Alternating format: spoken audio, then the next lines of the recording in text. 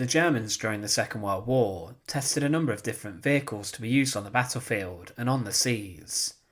The U-boats were considered incredibly feared, but they also had a fleet of mini-submarines which were used to attack shipping vessels. The Biber, or the Beaver, was the smallest submarine at the disposal of the Kriegsmarine, and they were developed quickly to help stave off the threat of an Allied invasion of Europe. However, they were rather disastrous, and the story of the mini-submarine, the Biber 90, was rather shocking, and it remains a rather mysterious part of the Second World War.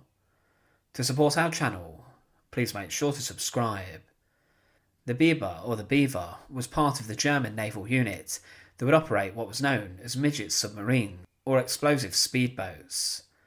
The training for the operators was rushed through in just 3 weeks, and the pilot inside of the vessel would be given a caffeine-laced chocolate and also drugs such as Pervitin to keep them awake longer, and on longer missions.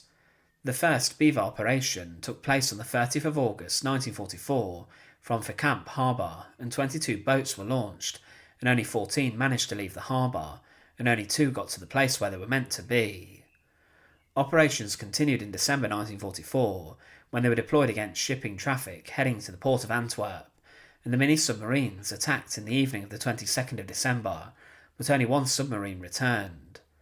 They were equipped with torpedoes on board, when many of the vessels would never return, and one reason was due to the carbon monoxide that would leak into the submarine from the petrol engine, causing a deadly execution chamber inside.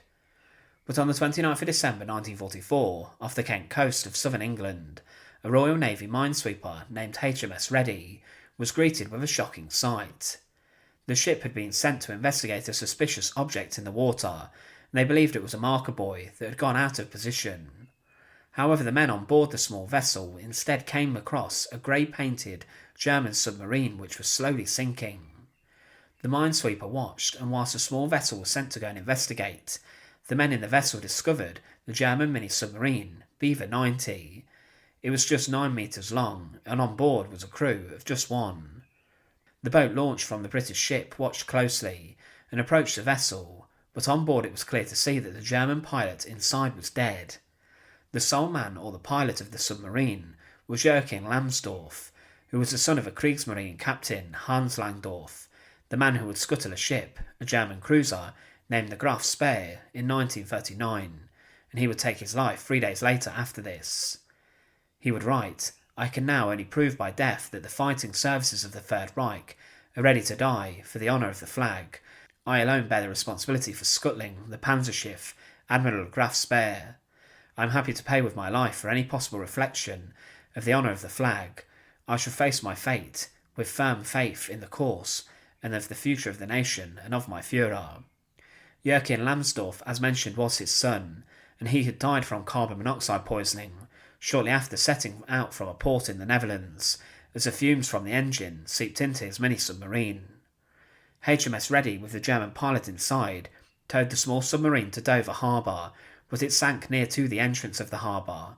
But then the Royal Navy raised it, and during trials it was found that the submarine wasn't safe due to the carbon monoxide leaking into the vessel. It was then modified and made safe for testing, but it was also found that the submarines had many different faults, including electrical issues on board. It was also found they could only operate in calm waters, and the conditions on board would have been hellish if someone was trapped in it for more than 1 day. However, what was also strange was what the Royal Navy sailors found inside of the submarine, and specifically under the seat where the German pilot had died.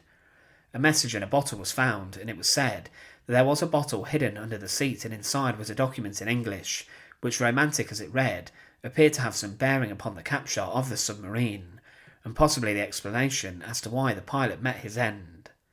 Today, Langsdorff's mini-submarine is on display in the Imperial War Museum, and it's an incredible artefact, and you can really see how small it is. Inside would have been very cramped, and to think that someone would have been underwater in it for up to 2 days is very shocking. But the real story of the mysterious mini-submarine, number 90, has not yet been completely uncovered, but inside were the remains of a German sailor whose father was incredibly senior in the Navy. Thanks for watching. To support our channel, please make sure to subscribe, and once again, thank you so much for watching.